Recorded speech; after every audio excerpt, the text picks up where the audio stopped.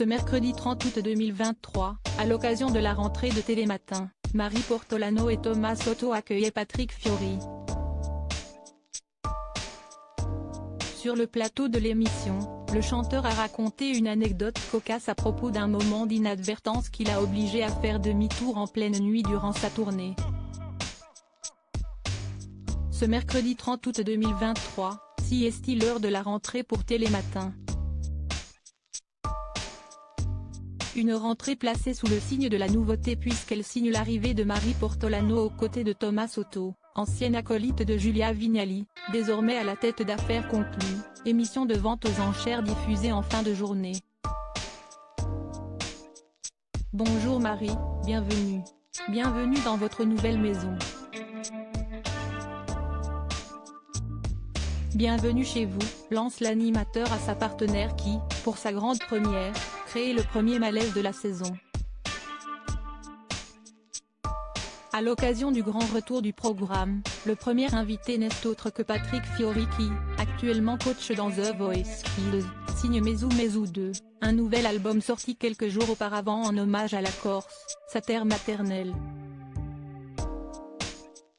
Ce matin, les téléspectateurs lève-tôt ont d'ailleurs pu assister à une anecdote plutôt cocasse concernant l'ex-compagnon de Lara Fabian. Tandis que ce dernier est revenu sur certains moments clés de sa carrière longue de plus de 30 années, les deux présentateurs du programme font intervenir l'un de ses ingénieurs du son, un dénommé Serge Veneruso, qui l'accompagne depuis longtemps.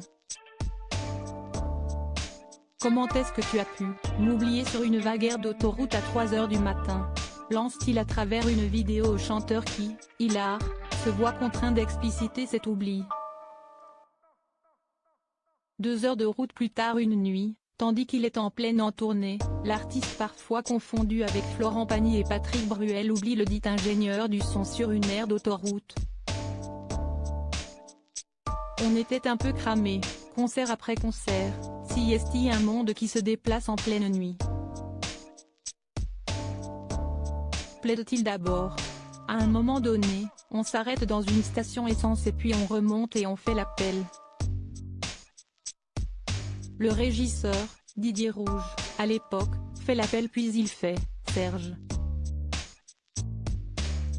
Il n'y a personne qui répond, se souvient-il ensuite. Le problème, qu'on avait roulé plus de 2 heures. On a fait demi-tour sur l'autoroute, mais avec un gros bus de tournée, pas simple donc on l'a récupéré quelques heures après, remarque finalement celui qui vient d'accueillir son 3e enfant. En attendant le retour de son équipe, le bus de la grande Sophie qui a tenu compagnie au délaissé.